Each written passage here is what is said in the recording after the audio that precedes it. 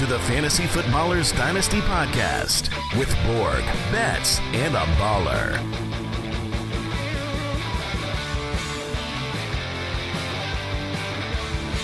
Welcome in. It's the Fantasy Footballers Dynasty Podcast, July 3rd. I'm your host, Kyle Borganoni, and I am joined by Matthew Betz and Jason Moore. Hello. Jason, you all right, buddy? That's it. No response. Now I'm on an island. I was head bobbing. With you. That was something. I missed you guys last week. I did get to listen back to the show. I wasn't here, and I'm a little upset that I missed. What an episode. The nastiest of the Nasty Boys on the discussion last week. I think the Nasty Boys drop was used 18 times, 19 times, and whenever a Dynasty show is talking about the potential viability of Trey Sermon in the year 2024. I mean, that is an episode you got to listen to. So well done, boys. Yeah, I think at this point in early July, you're looking at your roster, and hopefully last week gave you some tools to think about of building a really good bench. This week, we're turning the page and talking about the elite of the elite. We're going to start over the next month talking about dynasty tiers and the process of looking at players, assessing value, and then doing something that nobody really wants to talk about. We're kind of figuring this out as we're going with the tiers, all right? Year to year, things change. And I know there's some guys right now that I don't know about you guys. Last year when we did this episode, Dynasty Rankings, I did not have Puka Nacua in one of the top tiers of my Dynasty wide receivers. I didn't have it. Just wish you cared at all about your job.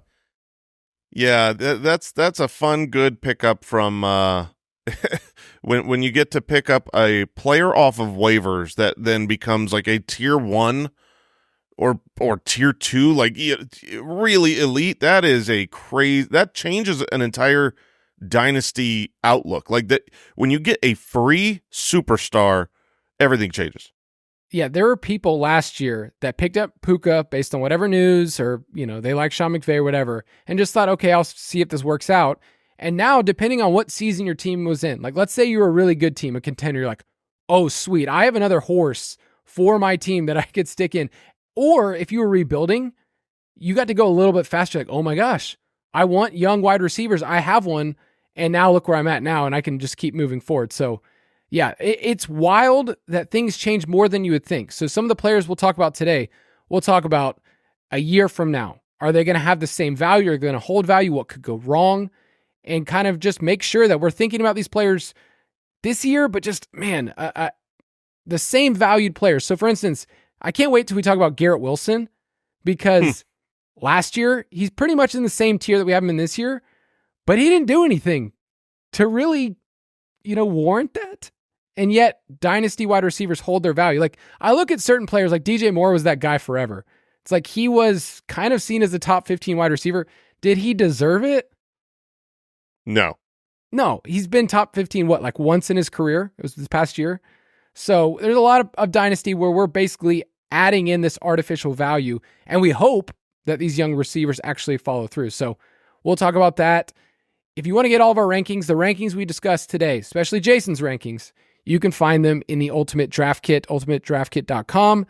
The dynasty rankings, the startup rankings, our rookie rankings, all of those you can find in there. But boys, I wanted to start us off with a quick question. This is from Joe, your boy Joe from the website in Pittsburgh. It's not, how far is that from you, Betz? It's like 3.5 hours. It's still a pretty good drive. Okay, little road trip to Pittsburgh. The first question is, yo, gents. Yo, Joe, has there ever been a player that no matter how hard you tried to draft or trade for, they always evaded you in Dynasty? So Betz, you can start us off. Yeah, I mean, you can get this guy now if you want, but I'm not sure I want to. Like I was always, trying to get on my teams. I just never could. Was Ezekiel Elliott when he was the dude, like coming out of Ohio State was, the 101 in that draft class, was just an elite prospect, and then was just, top 5 running back year after year after year. And it felt like no matter how much I tried to throw at the guys in my league to get him via trade, there's no chance it was happening. He was an untouchable. So I have actually never rostered Zeke in Dynasty. That is still true today. However, we'll see how my teams do this year. Maybe he's a cheap throw a third at someone and get RB2 production if he does win the RB1 job in Dallas. But I've never rostered Zeke, in Dynasty, which is kind of crazy to say. Yeah, go get him. Go get him, my man. Honestly, Zeke he's become a nasty boy, but he's going to be somewhat valuable for Dynasty teams this year. He's not going to help you win a championship, but he's going to plug in and be in your flex a couple weeks this year, pretty much from nothing to a touchdown option. So I think he'll actually be somewhat mildly important for Dynasty as fallen from grace to becoming his own nasty boy himself. So yeah, I would go get him. Make your dreams come true. Love this. Go give that third and see if you can see. You're not getting Zeke for a third. The comp, you probably won't ever get him. Yeah, maybe not. The comp for me for Zeke this year is like, because we all know, I mean, everyone knows like how bad his efficiency numbers have been for 3 years in a row. They've just kind of slowly declined, and he's at that age where you're like, the end is here.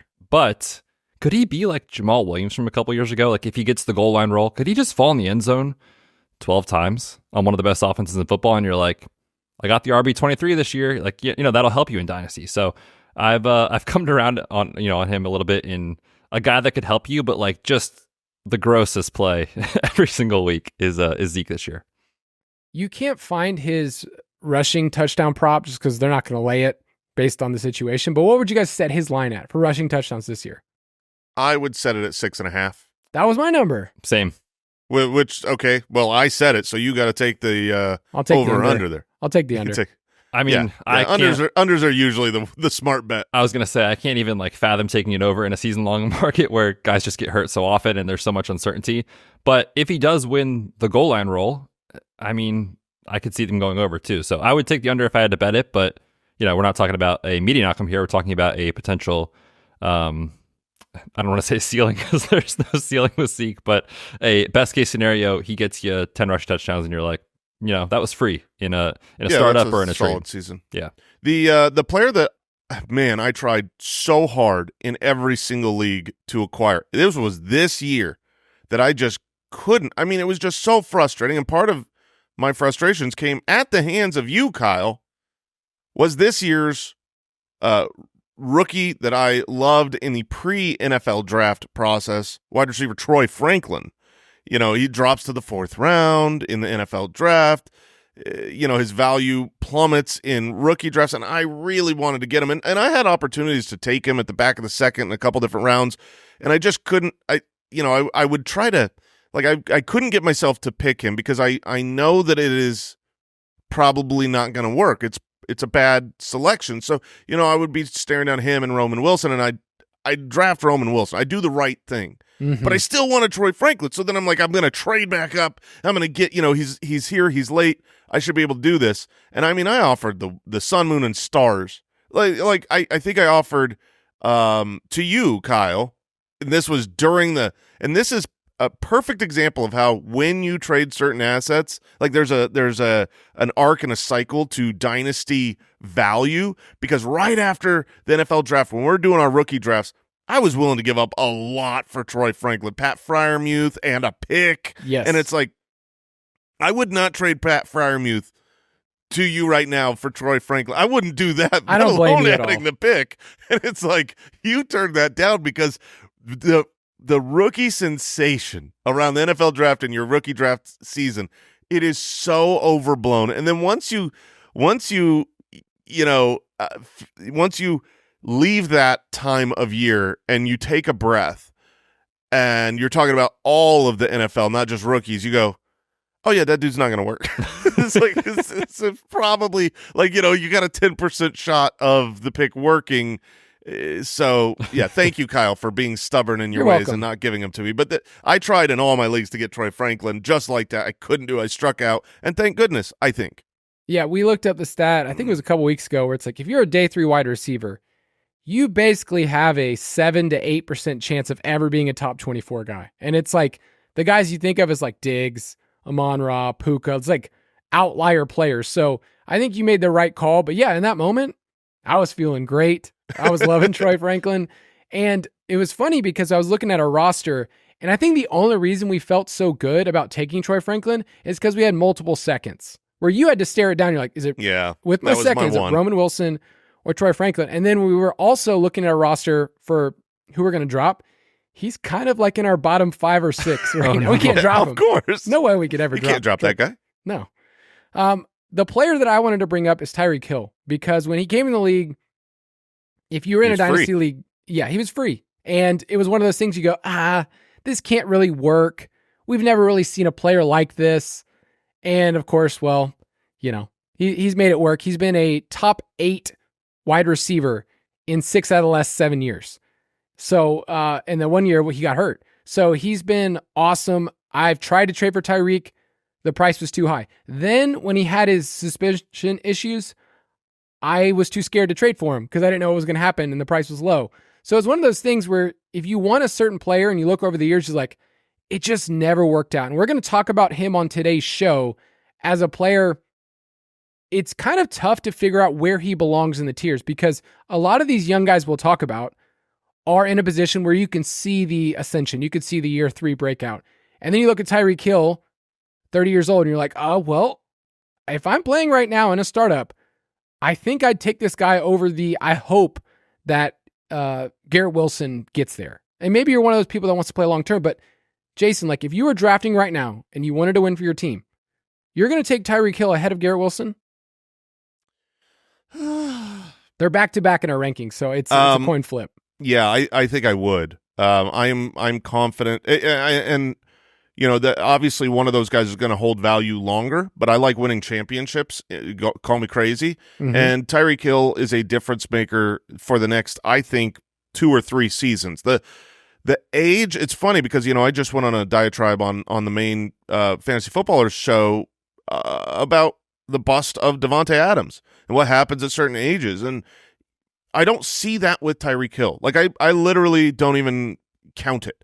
I think Tyreek Hill is an outlier human being in the sense of his speed is something that will stick with him, I think, into his 40s. He's not going to play into his 40s, but there are certain human beings that are weirdly like that. And we've seen him in the history of the NFL. So I just don't see his play style not working as he ages. And so I think you're going to get at least 2, maybe even 3 extremely high-end fantasy seasons left. Garrett Wilson has to take that leap. He's got to become that. And so that's one of those. You pick Tyreek over Garrett Wilson in a startup, you might feel really, really, really dumb soon, but you're also going to have a chance to win a championship. And it's also a little different in a startup. Like when I'm building a startup draft, I am thinking a little bit more long-term. I like to know I'm a contender when I want the Derrick Henrys and the Tyreek Hills and the people that are older. You don't know that you're a contender when you're drafting in the second round of your startup yet. You don't know how you built your team yet. This makes it a little bit more difficult. I will say too, on the Tyreek contract situation, when he came out and he was like, I want to play out my contract in Miami and then, I'm done there. Everyone was like, and dynasty players in their mind were like, okay, I can't remember the number of years. It was like, okay, I got 3 years and I know he's done then. And now he's like, I want a new contract. So is he done in a couple of years? I don't know. And I think a lot of people are still assuming that that's the case. Just not sure. So yeah, if you think he's got that in his next couple seasons, Jason, like he's a guy that you could get now and you look at the age, you're like, he's 30 years old and people will say like, yeah, the decline probably is coming. But if you don't think it's there and you could get 2-3 more years of Tyreek Hill, he's a guy to go get, right? If you think that contract situation changes over the next couple seasons.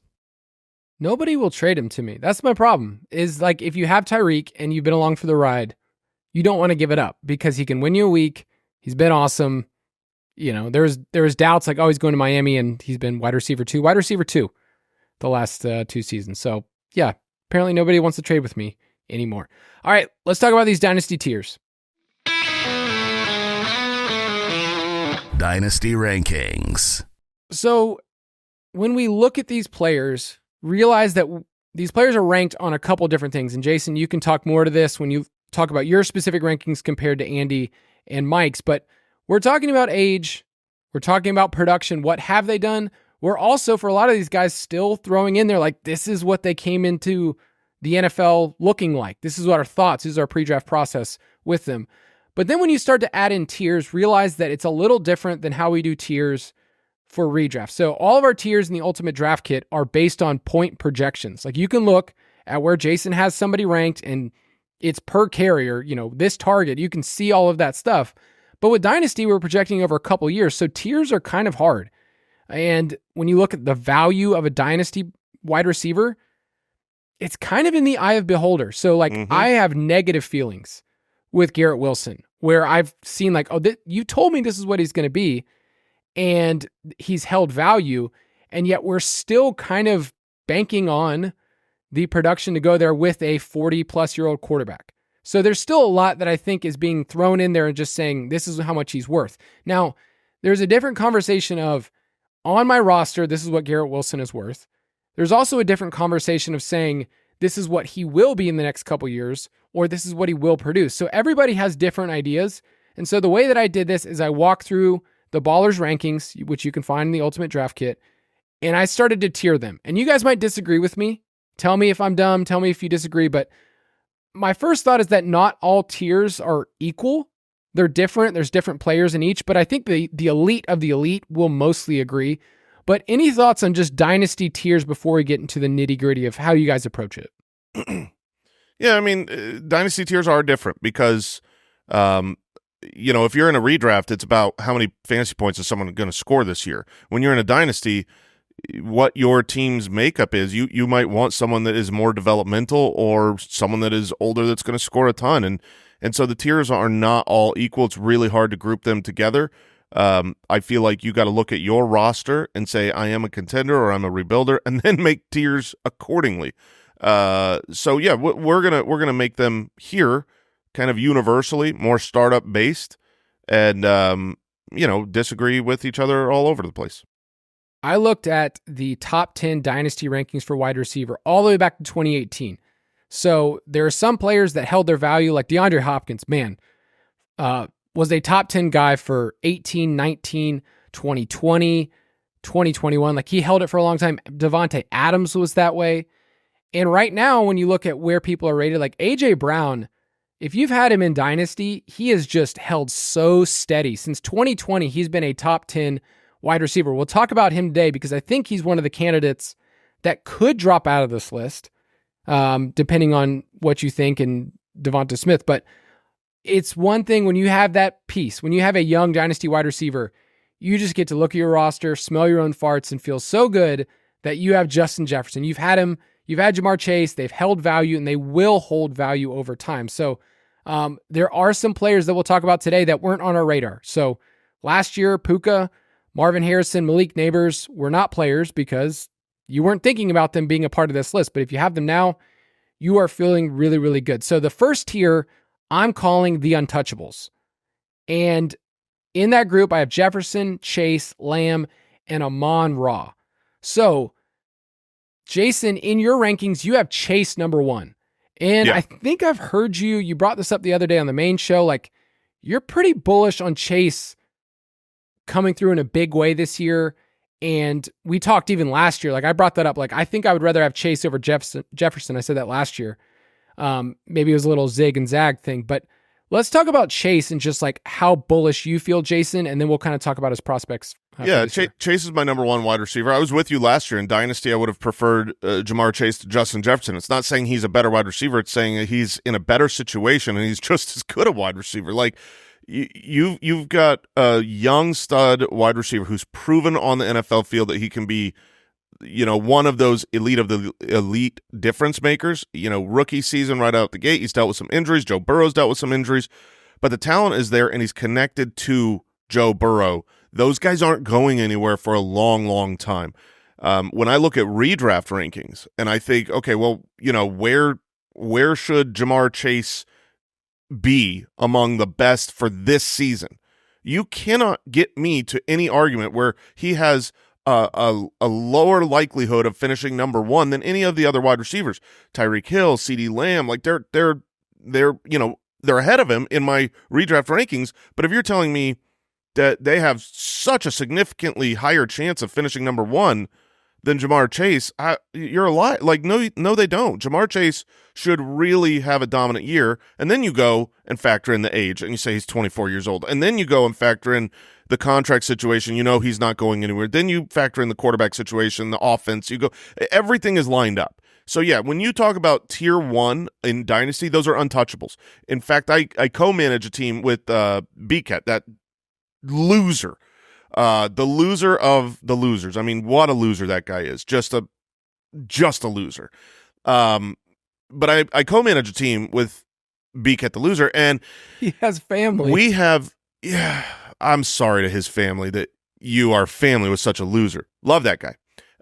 But BCAT, we have Jamar Chase on that team, and there is another manager in that league that has tried everything to get him. He is just, and we just say he's untouchable. I mean, he's literally given us all his future picks. You know, it's like, I'll give you 3 1s, 2 2s. You know, he's given us, you know, everything. And we're just like, no, there's almost nothing you could do. I sent him a counter offer that was basically like, okay, I need A.J. Brown as well as all those that give me Jonathan Brooks. It was an insulting. I mean, I wasn't real. It was like, this is what it would take to get Jamar Chase off my roster. Obviously, you're not going to do it. Jamar Chase is mine, and he'll be mine until he's about 28, and then I will trade him at a great value for a young stud and another one, and then move forward. But yeah, when you've got a guy who checks every single box like this, do not get rid of him. Yeah, you think too? I love the take for this year. I mean, just when you think about him versus Jefferson, you know, for redraft, it's like just touchdown expectation, right? Like Sam Darnold's currently the starting quarterback. That's kind of enough, right? And then you got a rookie behind him waiting in the wings. And I know the scheme is very friendly in Minnesota and TJ Hawkinson's hurt, but just how many touchdowns is that offense going to score relative to a Joe Burrow-led offense that's ranked 8th and 8th in points per play in the 2 seasons prior to this past year when Joe Burrow's been healthy? So just the touchdown expectations are massive this year. And beyond this year, we're talking about Jamar Chase. I mean, I'd be shocked if T. Higgins is back. I like Jermaine Burton, but we have to recognize that there's a ton of downside if that doesn't work out. And then you're like, who is taking any targets from Jamar Chase in 2025? A potential rookie next year? I mean, there's so much value this year, but beyond, like Jason said. So Jamar Chase, I think, is well worth the 101. Yes. The one thing I will bring up with Chase is that his usage has changed from what it was. I mean, rookie year, you're just thinking of all those bombs and that monster game against Kansas City where he went for 200. But the ADOT has gone down from 13.6 to 9.9 to 9.1. And that, I don't know if it's a scheme thing because they had the lowest ADOT as a team in the league. And that was last year. It was the quarterback issue. You know, when you had when Browning came in and the backups were playing, the whole system. Like if you watch the games, it was like, get the ball, get it out of your hands, throw a screen. That was their entire game plan. Didn't he have a game last year? It was just wild. I feel like he had so many targets for nothing. Yeah, I see one game with 19 targets for Jamar Chase. That's nice. I think that was the Cardinals game. Yeah. One of the things that was just like, you think of him as just being this like big play, deep ball, but like he led the NFL in receptions behind the line of scrimmage. You can look at that as like, oh, it's a regression, but actually it's the other way. They're even giving him cheap layup stuff. So I think we're all very, very bullish. And I think everybody listening is like, yes, we know Jamar Chase is good. Jason's saying that he's got him number 1. We've kind of been saying that over and over again. And so much more than all these other guys are great in this tier. Jefferson, Lamb, Amon-Ra. We're just saying, don't think of them as like, if you have a favorite, they're like so much better. It's like, you might be able to get Chase for a little less than what you could get CeeDee Lamb right now, who's the hotness and is going to sign $1 trillion contract soon, hopefully, if the Cowboys are smart. So any other thoughts? Because the hardest part about talking about these guys is I just can't fathom somebody trading them. Like in any season, like if you're rebuilding, you want a young wide receiver. Like you could trade them and get 3 firsts, but you hope that maybe one day they could be 50% of Jamar Chase. So why trade them? And then if you're a contender, you ride that wave. So I don't know, like any thoughts about Lamb, about the contract? Because these guys are all about to get paid. We already saw Jefferson and St. Brown. I mean, Lamb's going to get his money. All these guys are untouchable. You're not getting them in Dynasty League, and if you have them, don't give them up. It just future picks aren't worth it because your chance of drafting one of these guys. There's four of these guys right now in the NFL, and your chance of using one of the 3 future years of first round picks that you're offered in a trade, you're not going to redraft those guys. You're just not going to happen. Can we just take a second and first off applaud Dallas for their incredible money management financial skills here. Just what are you doing? And 2, it makes me so happy to see Kyle come around to the fact that Mr. Amon-Ra St. Brown is, in his eyes, untouchable in Dynasty. It took him a couple years, but we got there, ladies and gentlemen. My spreadsheet said that a day 3 wide receiver just wouldn't work. And he is one of the few that has. And I'm proud of him. You just didn't watch the tape, dude. You didn't watch the tape. Yeah. I do think, touchdown-wise, is he going to keep being a guy that gets you 8, 9, 10 touchdowns? It's rare for somebody in the slot, but that's how they funnel their offense. Yeah, I mean, 10's probably not happening again. Yeah, 8 is what you're hoping for. I think he's going to live in the 6 to 8 range. Okay, cool. Because if he has a career like Keenan Allen, we'll be proud of him, right? In the slot, just getting all those receptions, we'll be proud of the dude. All right, let's take a quick break, and then we'll get to tier 2.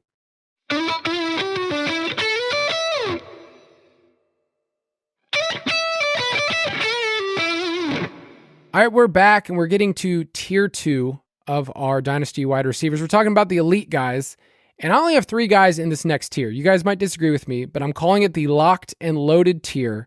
We have Marvin Harrison Jr., A.J. Brown, and Puka Nacua. And if you go through the Ballers ranks, Andy actually has Marvin Harrison even higher. Like, it almost seems like Andy would say Marvin Harrison belongs in tier 1, and I think you can make that argument. But with this group of players, we're saying they're just a little bit below that elite tier, and there's a chance, I think, for Harrison and Puka to jump a tier. I can't see A.J. Brown going into that next because just of age, but like a year from now, we could be talking about Marvin Harrison as being in the elite of the elites. Yeah, I mean, if he's 100%. as good as the prospect profile says, then there's no reason he can't be. Andy has tried so hard to try to trade for Marvin Harrison Jr., and there's pretty much nothing that we would want from him at all. I mean, he's tried to throw everything. Because if you're a young team and you're rebuilding, sweet. You have basically the best, youngest wide receiver possible. And if you are a contender, sweet. You have a wide receiver 1 for your team. So, I feel locked and loaded, even if we haven't seen anything yet. If he hits, he is exactly what we described with Jamar Chase. Super young, super talented, tied to a good quarterback. The future is exactly what you want for fantasy. So he might as well be in that top tier of untouchable.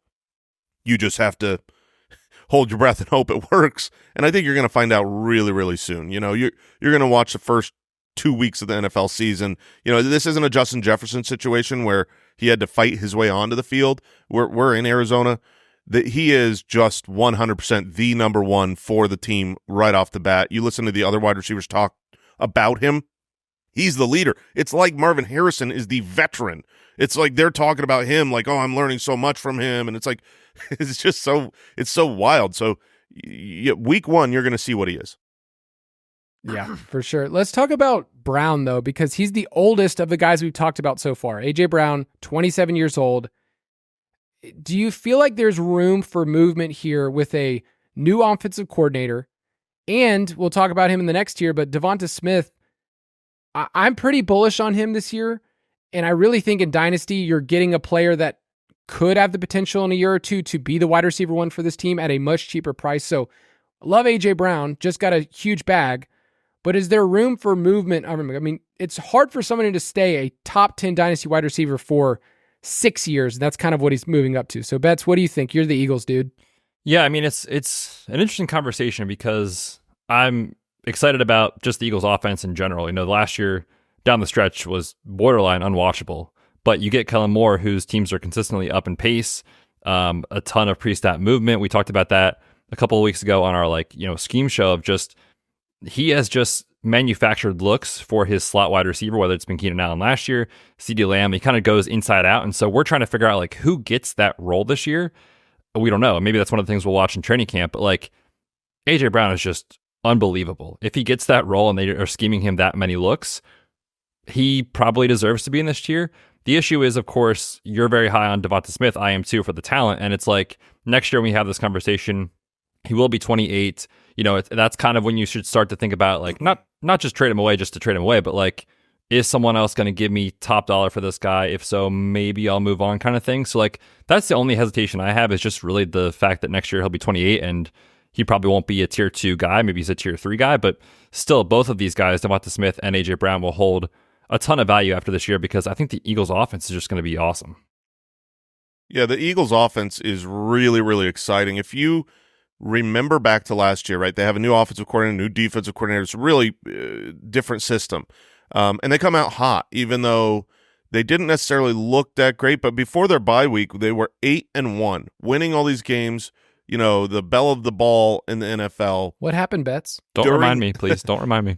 During that time, A.J. Brown was on a 17-game pace of 126 receptions, 1,900 receiving yards, and double-digit touchdowns. He was unstoppable. He was a force.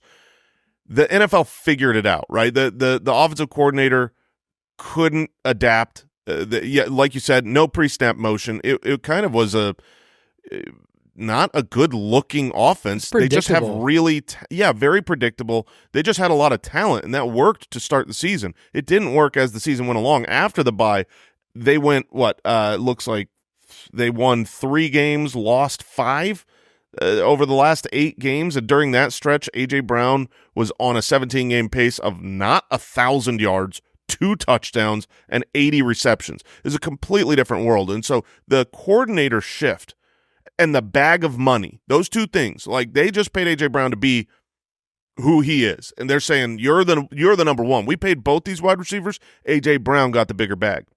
And then they bring in an offensive coordinator who I think is going to help take all the elite talent they have and get the most out of them.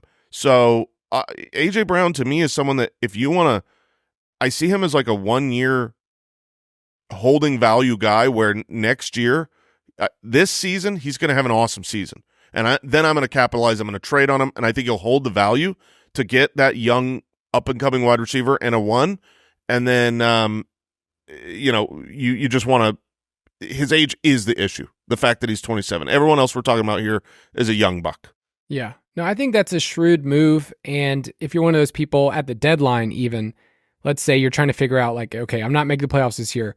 Like you get to capitalize then at your league's deadline and say, hey, AJ Brown is holding a ton of value for a team. I think a year from now it's going to be worse. And yes, in the moment, it doesn't feel good to trade these players, but it's the Julio Jones thing you always talk about, Jason. Like, I'd rather be a year too early. We're not saying this guy's going to be dust. We're just saying you're going to get a haul. And he might be good for another year, but if you get a haul, you get a haul. I did want to bring up the fact, though, that you have Puka Nacua as the highest in this tier, Jason. And there is some variables, but also the point of him being a 5th-round pick is kind of a factoid. And that's it. It's like he happened to be picked in the 5th, and it doesn't matter anymore. Puka is unbelievable. You can't have the season he had. Body? Oh, he's on that Cooper Kupp diet, and he's absolutely incredible. I don't care about the 5th round draft capital. I cared about that coming into last year. I always will. But once you trounce it, like same with Amon-Ra, once you trounce it, it's over. It's a thing of the past. If you're a wide receiver, it's just your draft capital is irrelevant. He's going to get a giant bag of money as soon as he's eligible and be great. The only reason he's not in tier 1 for me is Matthew Stafford. The difference of, Marvin Harrison being connected to Kyler, a younger, good quarterback, and Jamar Chase being connected to Burrow, a younger, good quarterback, is simply like Matthew Stafford could retire after this year, probably will. And so then you just don't know with Puka going forward. But the talent, I have no hesitation of saying he's awesome. He would pretty much be untouchable if he's on my roster. I can't fathom trading. I mean, I thought about it in the main Ballers Dynasty League. I've got a ton of offers for Puka. But it's one of those things where it's like, you want to almost cash out because he was a free player for you, rather than the fact of like, just assess him as who he is right now, as opposed to what it cost you. It didn't cost you anything to get him. Now, value him the right way, which is, he's a top 7 wide receiver in our book. I did want to get to the next tier because it has a lot more names. I'm calling it a wide range of studs because a lot of the guys that we're anticipating take the next step in this tier. Those are the guys that I think are the most interesting. So in this tier, I have Garrett Wilson, Tyreek Hill. So we talked about those two earlier. Malik Neighbors, Rome Odunze, Drake London, Chris Olave, and then Waddle, Smith, and Aiyuk. So there's a big group of names here that are at different stages of their career. But the ones that are most interesting to me is the Wilson, Olave, and Drake London group, which those guys are just going to be together until the end of their careers, that we're just going to group them. That's who they are. Let's talk about Drake London first, because Jason, you have him inside your top 10 in Dynasty. We've talked a lot about the scheme changes with Atlanta, them moving to 3 wide receiver sets. Drake London doesn't even know what that even means because he never got to do it. I went back and watched every single Drake London target like a sicko. And even his biggest games, if you guys remember, it was like Washington and then that monster game against the Buccaneers. There was mostly 2 wide receivers on the field. Like it's just still the same kind of Arthur Smith offenses. So this is going to be way different under the scheme. And we are still projecting though with Drake London. That's the hardest part is like, I think it's going to work. I'm pretty sure it's going to work. And yet so far we're still projecting. Yeah, you've got to project. You know, when you look at the untouchable tier, young guys with longevity at quarterback position who are very talented and score a lot of fantasy points, and you look at this tier 3 group and you say, well, who could leap to that? He's the one that sticks out. And so you've got to make your move for him now if you want an untouchable guy on your roster while they're still touchable. There's no guarantee it's going to happen, but I don't see, you know, when you watch film, he's got everything you want. He's got the size, he's got the speed, he's got the route running, he's got the the body bend for his size. He is so fluid. He's just not had a good quarterback. And now Kirk Cousins coming over is great, and we can mock and laugh at the Michael Penix Jr. pick, but that's good for Drake London's dynasty value of saying, hey, either Kirk Cousins is crushing it, and if he's crushing it, if he's awesome, then 2 years from now, he'll be playing the 3rd year from now and the 4th year from now. And if he's kind of starting to fade away, well, you've got someone in the wings that gives you some long-term outlook. So for dynasty purposes, I'm much higher on Drake London. You just got to kind of call your shot and hope you're right. But I think he will hit. Yeah, I mean, I think with him, it's not really a matter of talent, right? Like he came out of USC, he was a very highly coveted prospect. And then it just hasn't worked. And, you know, Kyle did post all of those targets. I also am a sicko and watched them while enjoying a morning cup of coffee. And my goodness, Desmond Ridder. It was so bad. So you get league average quarterback play, you know, top 15-ish quarterback play. And I think it's going to work. I mean, he's just that good. So, yeah, I think the projection, you know, it is a little... It's scary because you're like, this is a big projection to make. But if you don't make those projections, you miss out on players that turn into legit superstars. Speaking about Garrett Wilson, Drake London, and Olave, because they will be tied to the hip for their career, he is only just turning 23 years old, is Drake London, which is crazy for a guy that's already been in the league for a couple of years. He's a full year younger than Garrett Wilson and Chris Olave, which, you know, the age doesn't really matter. It's just something to bring up of like, this dude is so young. He's less than a year older than Rome Odunze. So... the age is, I mean, if you treat him like a incoming rookie of just like, this dude could be on your roster for years and years and years, like the age is very fun to look at. The interesting part about those 3 wide receivers is they've mostly underwhelmed with what we thought they were going to do in year 2. I mean, Wilson was a first round pick, essentially 1-2 turn pick and redraft. Olave was, second round, and then a London a little bit further, but like touchdowns haven't been there for these guys at all. Like you look at just the offenses in general. I was looking this up. The Jets, they ran 14 total rushing plays inside the 10 last year. They just didn't even get scoring opportunities at all. And then you get to look at, what the Falcons did inside the red zone was putrid. And then the Saints, dear Lord, Derek Carr inside the red zone. So the touchdown opportunities is what really we care about in fantasy. It's a big deal. And projecting that year to year is not great. Now, Garrett Wilson's been the dude when they get in there and they peppered him, kind of like how they used to do with Devonta Adams. Like when they're in the red zone, they're scheming things for him. So I think in that department for all 3 players, we're projecting real production there. But I just know that with these guys, like I'm such a sucker of waiting it out and staying with my priors and looking at the draft capital. Is there a certain point with these guys where after this year, if they don't hit, like, are they just still so young that it doesn't matter? No, Drake London will take a massive hit. If he doesn't do it this year, all these guys. If Garrett Wilson doesn't do it, Aaron Rodgers is getting older. The quarterback situation, like they have to either step forward or they're going to fall drastically. Like right now in a startup, they're still being taken so high. They will not. They'll be more of a mid-rounder next year, even though they're young. If 3 years of not getting it done, people will catch wise. Yeah, I don't know if. Yeah, Wilson's the one that I feel the scariest about, and I know that I'm super biased about Olave, so I'll admit it. That I basically talked him up every single year, but Wilson just scares me. I think it's a very thin team. And I don't know if you guys feel the same way, but I think the Jets are one of the thinnest teams out there of just depth and what they're depending on. And I think Nathaniel Hackett should not have a job. I don't know. I just think there's so many things with that team I don't love. I think the whole coaching staff, it's this year or they're done. I know the last year it's like we had this plan with Rodgers and literally ended 4 snaps in. But at some point, like you got to do it. And they're all their chips are in for this year, based off the moves they made. Getting Mike Williams, cheap and stuff like that. Like they're all in this year, and then next year, I have no clue what this team looks like. I'm curious. Take those 3 wide receivers, Olave, Garrett Wilson, and Drake London. Put your general manager hat on for a second, and let's take the Arizona Cardinals. They're on the clock this last year at the NFL draft. Marvin Harrison doesn't exist. Those 3 human beings are who you get to pick from to be your number 1. You're a general manager. This isn't fantasy football.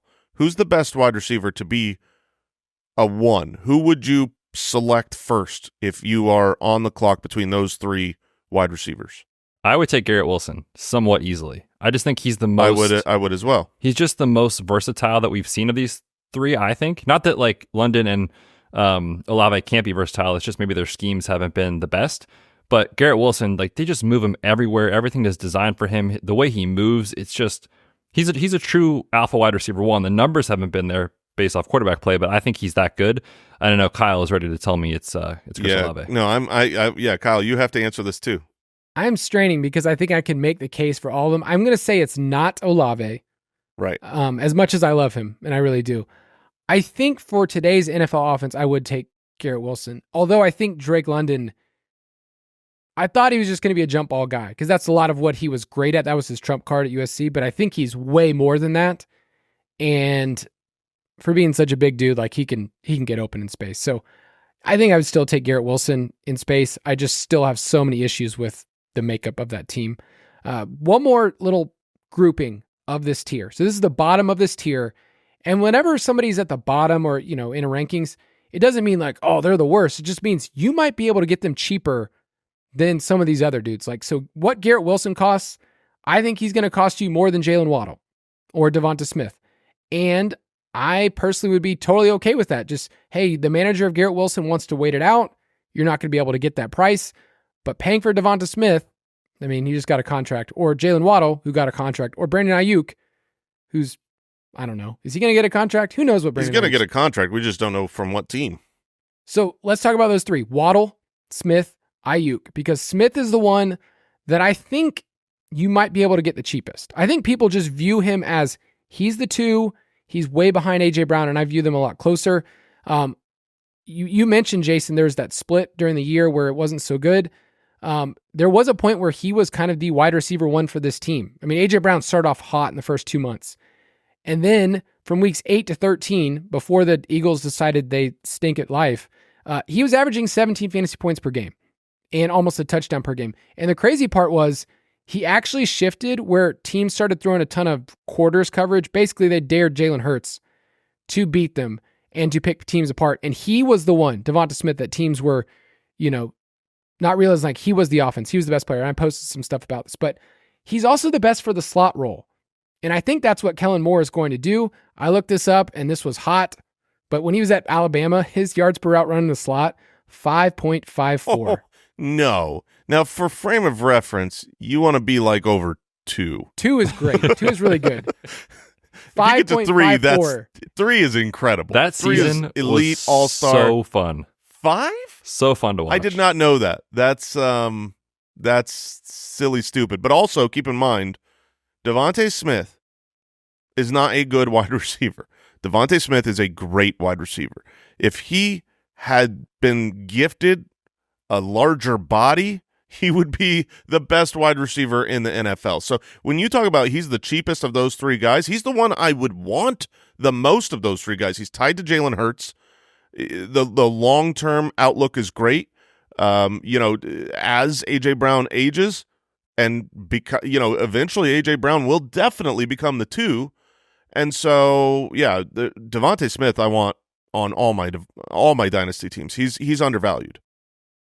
I think he's shaping up to be maybe one of my favorite players for 2024 in Dynasty in general. Like if we were doing a Dynasty My Guys episode, I think he's in that group because I think you can look at him as a near locked and loaded wide receiver 1. You just don't have to ever pay that price. So he's just in a great spot. I think the Eagles are a team that we're high on in general for this year. So any thoughts on Aiyuk though? Because I've kind of been hands off during this season of just like, I don't know what to do with him. And I'm also been terrified of him regressing in his efficiency. So Betz, do you have any thoughts on Aiyuk? It's so tough with the uncertainty around his situation. Obviously, if we knew he was a 49er and like, to me, it's kind of one or the other. Like it's very likely either Aiyuk or Debo are not on this team next year. Trying to figure out who that is and trying to make your move and make, call your shot early could pay dividends. It could also come back and be one of those situations where you're like, dang it, Aiyuk is now, I don't know, a Panther or something where Bryce Young doesn't work out because he wants money. The team did just pay Christian McCaffrey, right? They've got to pay Brock Purdy. They just drafted Ricky Pearsall. So like one of those 2 I think is gone. And that to me is really where Aiyuk's value will come from. He's very talented, just had an unreal yards per route run season. So like the talent is there. It's just the uncertainty around his situation and contract. You might be able to get him affordably because I listened to Kyle talk about him, and it's kind of how I am. I'm hands off. I'm not excited for Aiyuk. I don't want to deal with where he's playing football. If he stays with the Niners, I don't even know if that's great because of Pearsall and because of his insane efficiency last year. If he goes to a different team, does he take a hit? But like Mike, on the other hand, he's bet on Brandon Aiyuk this offseason because of the talent of Brandon Aiyuk. That's the one thing that is not going to change no matter where he goes. He's a really, really good wide receiver. So if you believe in Aiyuk, now's the time to go get him because it's nebulous. You're not sure if he has a long-term contract or where he's going to play or who's going to play with him as his teammate for the Niners. I'm out. I'm like, I don't want that burden.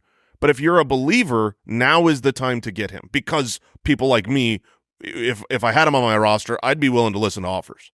Yeah, no, that's a great point because the unknown is lowering his price to a point where if you feel like you want to go and do it, something happens, he signs, he gets traded. It only goes up from there because we have some concrete details.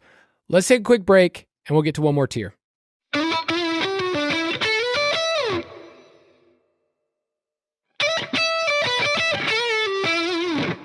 All right, we've gone through 16 wide receivers in our first 3 tiers. And the last one we're going to talk about today, we're going to get to other tiers if you're like, hey, why aren't you guys talking about Ricky Pearsall more? Because, one, I don't like talking about Ricky Pearsall, but we'll talk about him next episode. But this is tier 4. These are guys, wide receivers 17 through 24 in our Dynasty rankings. And I'm calling this one greatness or, I can't figure out if this is even a word, gullibility? Sure it is. It is now. It is now. Gullibility. Being gullible. Doesn't sound right. I don't know if this group is a wide receiver 1 waiting to happen or that you can think of him that way, or if you're buying into a group that a year from now we're going to be like, dude, why did you buy into that tier? Why did you buy into that group of players? They're good. I want them on my roster, but what you're having to pay for might be more than what they're worth. I don't know. So DK Metcalf is a player that Jason has talked up a lot so far this offseason. I've definitely banged the drum for Metcalf. I think he is very undervalued there's some kind of fatigue with him, undeserved. He's only 26 years old. He's been a top 20 wide receiver every single year after his rookie season, including last year. So yeah, I don't see what there is to not love about Metcalf. Yeah. So Metcalf is there. And if you want to get all these rankings, by the way, they're on the site, fantasyfootballers.com. DK Metcalf, Keon Coleman, which is going to be an interesting discussion I want to have. Nico Collins, Pity City, Michael Pittman Jr., Xavier Worthy, Tank Dell, T. Higgins, and DJ Moore. Betz, is there a player from this group? And Jason and I have a couple, but is there a player from this group that you're like, okay, it's interesting. I could see it go either way. I mean, I feel like this tier makes a lot of sense, and I think it's all pretty fair. I wish Andy was on this show. I would love to ask him about this discrepancy in rankings between Keon Coleman, who he is bullish on as his wide receiver 12, compared to someone like Xavier Worthy, who he has down at 25. And I would take Xavier Worthy straight up over Keon Coleman. Just a better prospect profile, just as good, if not better, of a situation with the pass rate and the quarterback play, longevity. Like, Coleman scares the heck out of me, man. And I'm doing this giant article, which last year's article was a 45-minute read. So Kyle and I love these sicko articles. Love it. But I'm working on a Great training stuff. camp preview piece. It'll be on the site probably in the next week. And I'm trying to look at like uncertain situations and trying to figure out what do we need to watch in training camp to figure it out. And everyone's trying to figure out who is Josh Allen's wide receiver 1. And when I dug into Keon Coleman more and just how his offseason has gone so far, it has not been great. And I feel like everyone's just putting him in there despite the fact that his prospect profile was quite frankly terrible. Never had 2.0 yards per 2.0 yards per team pass attempt. That's a very sticky metric in terms of outlook for a player. So I get it on the situation. I just don't know if it's going to work. Yeah, I mean, I can speak for Andy here on the logic. The logic is he has a very clear path to being the wide receiver 1 for Josh Allen. Yeah. Xavier Worthy does not have that same path for being the wide receiver 1 for Patrick Mahomes. It's a murky situation. You've got Rashee Rice, who's already developed that chemistry. Obviously, he's got a small we assume suspension coming. But there's and you got Kelsey, and then you've also got the size difference between these guys, right? Keon Coleman's got the NFL body. Xavier Worthy is the small speedster, which historically does not work for fantasy football. You've got Deshaun Jackson. Heck yeah. Maybe Tyler Lockett. Good. But then most of these guys, there's a ton of these guys drafted, and they usually don't hit. And I think Xavier Worthy is going to be really, really good for the Chiefs. Really, really good. And I think he was a good wide receiver in college. I thought he was an excellent route runner. Kyle, how was his speed? They say that it was good, to some say great.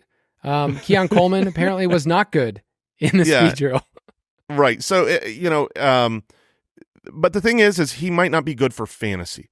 Like, Xavier Worthy can be great for the Chiefs, take the top off the defense, change coverages, run a bunch of gassers like how they used, MVS, but it might not necessarily mean that he's a startable weekly asset when he's, 100 pounds. So now I'm with you, Betz. That was just Andy's argument. I have Xavier Worthy ahead of Keon Coleman. I would rather trust Andy Reid to utilize him, and the profile, what I believed in the players coming out of college, I think Xavier Worthy's a good player. Yeah, these two I think it's a really good comparison right here of where they were drafted, everything else, and what did you believe going into the process? Because there are a lot of red flags we had in Keon Coleman.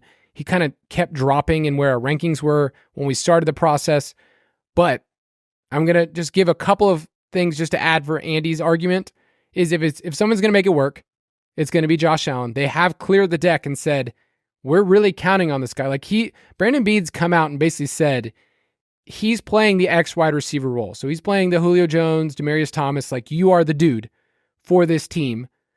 Hopefully. Now, there's also been some comments, and Betz and I were going back and forth, where the GM, you're just talking up your first couple picks. You're blowing smoke up people's butts. Like, that's all you're doing is just telling people this is what the thing is. And the remarks have been, how would you say, Betz? Like, not as kind? Like, just not what you would expect. Like you said, you would expect everything to be positive. Everything we love, from his work ethic to his route running to his hand. You just want it all to be positive. And there was some recent quotes. He was asked about Keon and kind of how his offseason has gone, and it was talking about the run blocking wasn't, up to speed, and he's not sure what they were teaching him down in school at Florida State. It's like, you watched this dude play. Like, you were the one that picked him. So if you're concerned about that, that's on you. But obviously it's July, early July. Like, there's time. I'm not panicking, but you would like to see more positivity in the first couple months of the offseason. Yeah, I'll put it this way for you guys, and you tell me where he lands in your mind. Keon Coleman is maybe he learns to separate, which is really a hard skill, like to teach people. That wasn't his calling card. If you're not doing it in college, you're not doing it in the NFL. Yeah, nope. It's really tough. Now, I will say there's certain guys that wasn't their thing, and they had to learn in different ways. But like Mike Williams types can have a 10 touchdown season. He did his sophomore year, but you never would have said Mike Williams was a separator the way that Keenan Allen was for that team. So maybe he learns to separate. Maybe they give him a bunch of layup throws. Like, that's what I hope. Like, I think he's actually good after the catch, and I think he has good hands. So maybe they give him these, across formation, like he's kind of trailing. I was watching some Bills film where it's like they have the third wide receiver. That's where Gabe Davis was awesome. Not when he was the primary target, but when he was like the second or third. And they're giving him these big plays in space. And he could do that. But then you have Curtis Samuel, who they're going to feed a bunch of dinky targets because that's what Joe Brady did back in Carolina with him. And this team's going to run a lot of 12 personnel. So I just worry that what you end up getting is 80 to 90 targets in year one. And you go, oh, they replaced Gabe Davis with Gabe Davis. And at the end of the day, it's rough. And then, or worst case scenario, he ends up being Jonathan Mingo as somebody who was terrible against zone and still is terrible against zone. So there's a wide range of outcome. He could have a Calvin Ridley rookie season.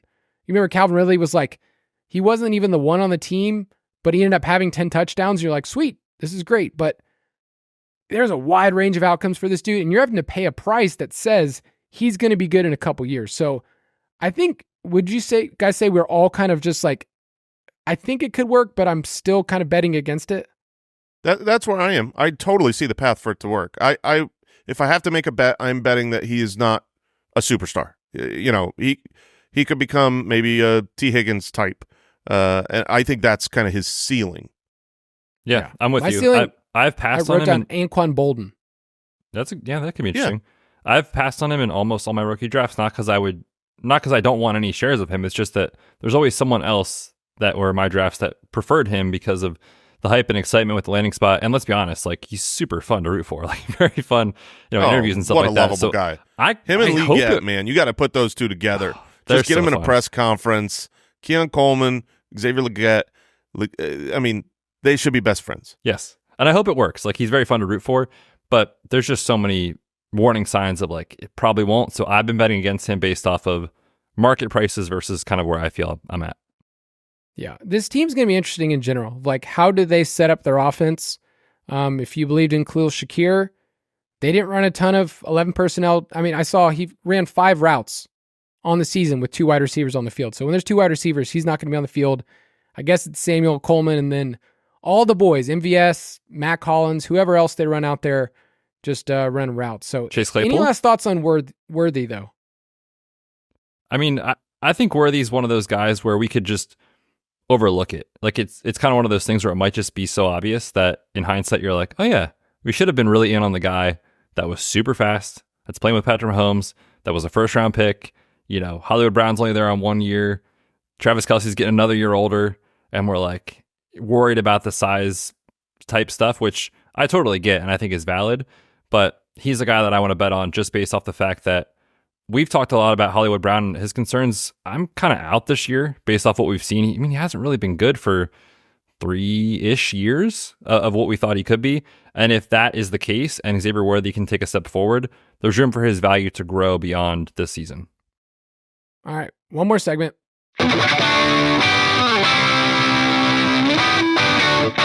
Take it or leave it. All right, we're going to give one more parting thought based on all the wide receivers we talked about today. And this will be out on the site in article form too. But who are you afraid of most dropping in value in 2024, and who will gain the most value? So in other words, going into next year, wide receivers we talked about, the wide receivers in the tiers, where are they going to land? So for me, I think Brandon Aiyuk is the one I'm most scared of losing value. And I mentioned some of my pause. I mean, I just don't think he can remain that efficient. And then the ones that I think I'm most bullish a year from now are the young Texans wide receivers. Like they're in that tier we just mentioned of tier 4, it's Nico, it's Tank.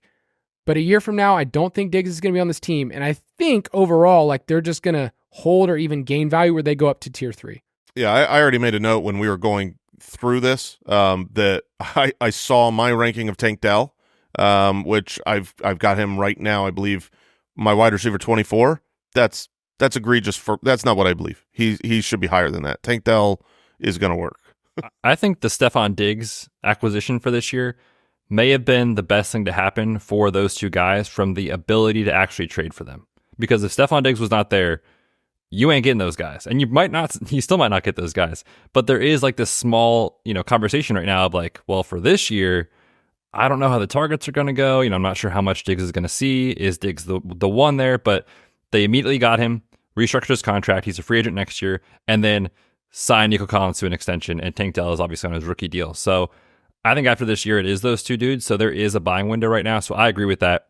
I think those two guys are going to gain a lot of value, assuming CJ Stroud takes a step forward in year 2, which I think a lot of people are. Yeah, the player that I see increasing in value next year is going to be DJ Moore. DJ Moore's got a lot of reasons why you don't necessarily want him right now. Keenan Allen, rookie quarterback. Roma Dunze is the new hotness being brought in, and so it's kind of a murky situation for redraft.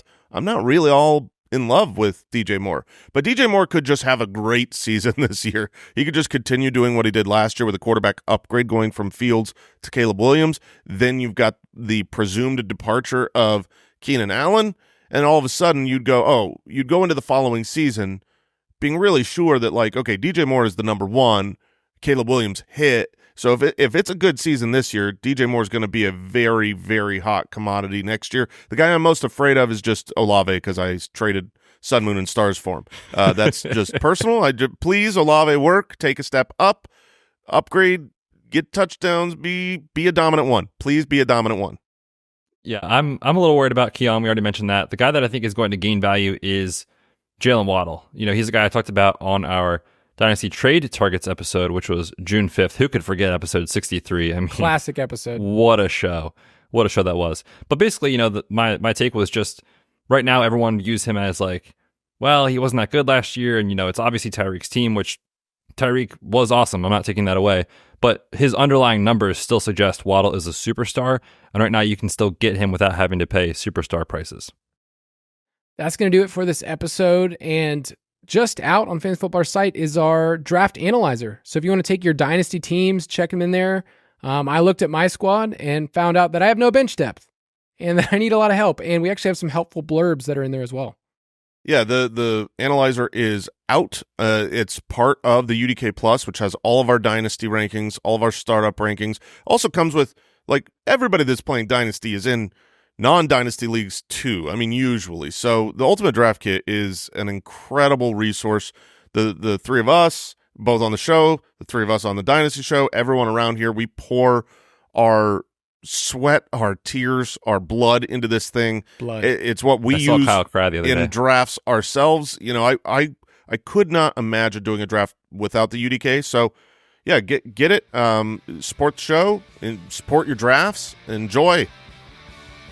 We'll be back next week. We'll be talking more Dynasty wide receiver tiers. We'll talk to you then.